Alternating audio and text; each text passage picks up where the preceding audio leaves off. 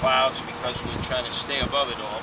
And the word safety patrol, because it defines who we are and what we do. We're volunteers, we're unarmed, we're a visual deterrent, but if there's a citizen arrest that has to be made, we don't remove ourselves from that. We'll physically engage the people and hold them until the police arrive. We'll break up fights and disputes and send people in their own directions if no crimes have been committed. And if crimes have been committed in an area and the police are sort of facing, total silence in terms of people coming forward with information because of the problems of the subculture pumping out a message that snitches get stitches and end up in ditches, we'll start back channeling. We'll start using whatever contacts we have in the area, try to source it up, put our fingerprints on it. People who provide the information can stay anonymous, and then we'll bring it right to the investigators, the detectives, or whoever it is that's part of that whole criminal justice situation, and follow it through the court system until it's adjudicated one way or the other. So that's quite different than a block watch or crime watch. And obviously we take it up a few notches because we're best known for patrolling the high crime areas in now 14 countries and 140 cities. So you're a strictly non-weapons organization, is that correct? That is correct.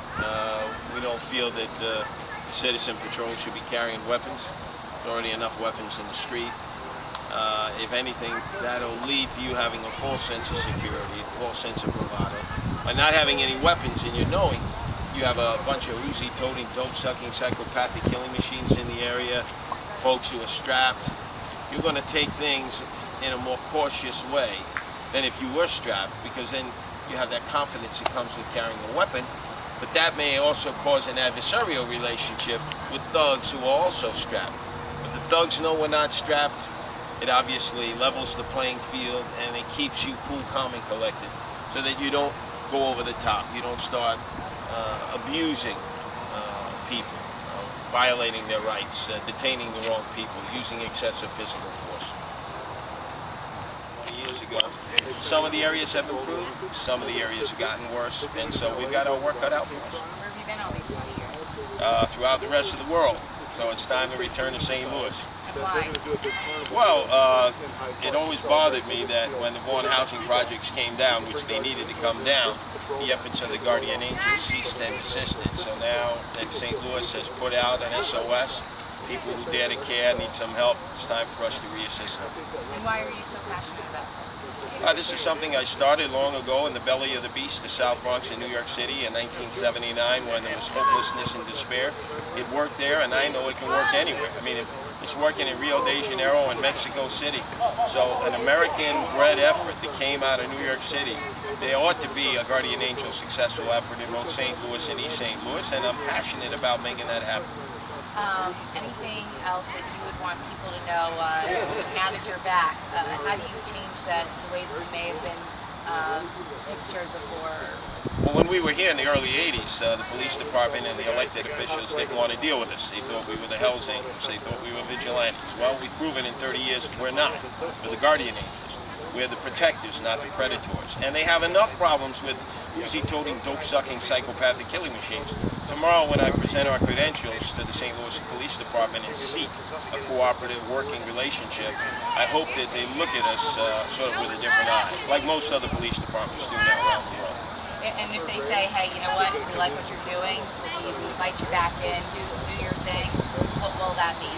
Oh, that means cooperation and communication from the police department will make a very tough job just a little easier.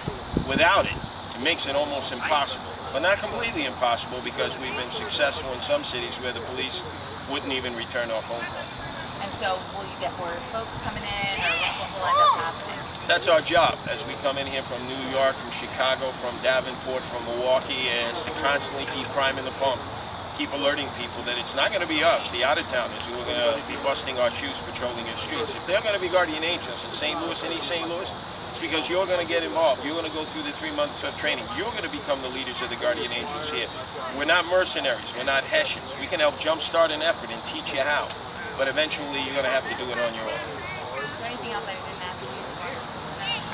No, I would just say with the cutbacks that both governments on both sides of the river are facing, they're going to be less police, less overtime, they're going to be less cadets being recruited for future police department classes to graduate. In fact, maybe none. So people who have better understanding are going to have to scrape the barnacles off their backside, get their rearing gear, and get out into the streets and fight for what is right and take their neighborhoods back, because they're never going to have enough police now. Is there any funding for what you guys do, or you guys do it just whatever you want? Well, we're a non-profit tax-exempt group, but we don't come into a community seeking funding. Funding comes from New York City, where we've established our legacy for 30 years, and it's very cost-effective. We've been staying in Motel 6, we found the Hound, the Greyhound.